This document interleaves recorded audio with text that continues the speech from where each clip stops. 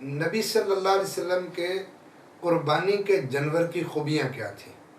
احادیث کے اندر 6 خوبیاں آتی ہیں کہ نبی کریم صلی اللہ علیہ وسلم نے ایک دفعہ 2 مینڈے ذبح کیے، 2 چھترے ذبح کیے، تو ان کی خوبیاں کیا تھیں؟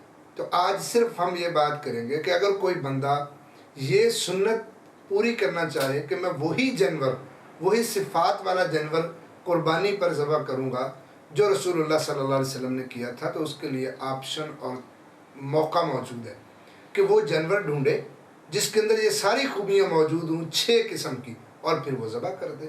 ہاں، ان میں سے کوئی ایک خوبی بھی آ جائے تو یقیناً وہ سنت کی پیروی اور اتباع کے اندر کمال درجے کے اندر ہوگا۔ وہ خوبیاں کیا ہیں؟ پہلی خوبی، یہ جابر رضی اللہ تعالیٰ عنہ کی روایت ہے مجموع الزوائد کے اندر۔ پہلی خوبی کیا تھی؟ پہلی خوبی یہ تھی کہ یہ بکب شعین، حدیث میں آتا ہے کہ نبی صلی اللہ علیہ وسلم کے پاس اوتیا بکب شعین، 2 مینڈے 2 دمبے لائے گئے۔ پتہ چلا کہ وہ دمبے تھے، چونکہ آپ نے اونٹ بھی ذبح کیے، آپ نے بکری بھی ذبح کی، آپ نے گائے بھی ذبح کی، آپ نے مینڈے اور دمبے بھی ذبح کیے، تو پتہ یہ چلا کہ نبی صلی اللہ علیہ وسلم نے جو جانور ذبح کیے ہیں ان میں ایک دمبے بھی ہیں۔ تو پہلا کہ آپ صلی اللہ علیہ وسلم نے ایک دفعہ قربانی کی، اوتیا بکب شعین، 2 دمبے تھے۔ دوسری صفت آپ صلی اللہ علیہ وسلم کی قربانی کی جو اس سال آپ نے کی وہ یہ تھی اقرنین، دونوں سینگوں والے دمبے تھے، جو مینڈے تھے وہ سینگوں والے تھے۔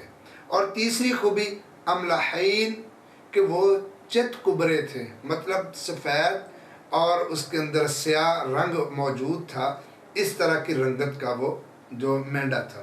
عظیمین، چوتھی صفت کہ وہ دونوں جو مینڈے تھے بڑے موٹے تازے اور بڑے بڑے تھے۔ اور پانچویں موجوعین، کہ وہ خسی تھے، وہ خسی تھے۔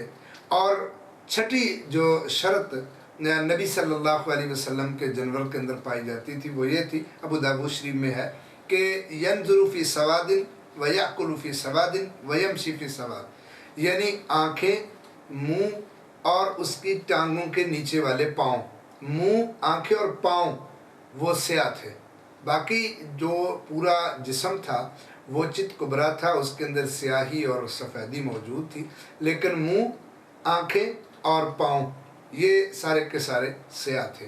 تو نبی کریم صلی اللہ علیہ وسلم کا جو جانور قربانی کا تھا اس کی یہ خوبیاں تھیں۔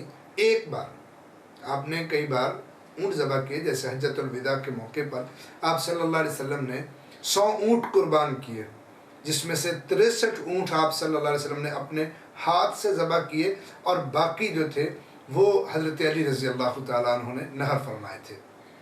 اسی طرح آپ صلی اللہ علیہ وسلم کے بارے میں آتا ہے ایک دفعہ آپ صلی اللہ علیہ وسلم نے پورے گھر کی طرف سے صرف ایک گائے قربانی کی تھی، اور ایک دفعہ پورے گھر کی طرف سے آپ نے ایک بکری ذبح کی تھی۔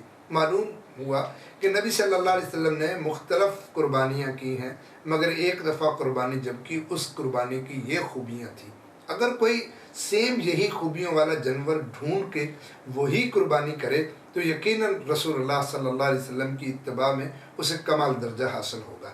اس حدیث سے ایک یہ بھی بات پتہ چلی کہ جو آپ نے مینڈے ذبح کیے تھے وہ خسی تھے، لیکن یہ ضروری نہیں کہ جانور خسی ہی قربانی کیا جا سکتا ہے۔ آپ صلی اللہ علیہ وسلم نے ایک دفعہ غیر خسی جانور بھی قربان کیا تھا، تو خسی اور غیر خسی جانور دونوں کو قربانی کے لیے درست قرار دیا گیا ہے، اور وہ دونوں قربانی کے قابل ہوتے ہیں۔ بعض لوگ اس میں سختی کرتے ہیں، یقیناً جو غیر خسی ہوتا ہے اس کے گوشت کی کیفیت اور ہوتی ہے، اور جو خسی ہوتا ہے اس کے گوشت کی کیفیت اور ہوتی ہے، اور یہ تو اس کے فزیکلی اس جانور کی فزیکلی معاملہ ہے۔ باقی شرعی اعتبار سے دونوں طرح کے جانوروں کی قربانی کی جا سکتی ہے۔ اللہ سے دعا کرو اللہ قربانی جب بھی ہمیں کرنے کی توفیق دے، اتباع سنت میں اللہ توفیق نصیب فرمائے۔ وآخر دعوانا الحمدللہ۔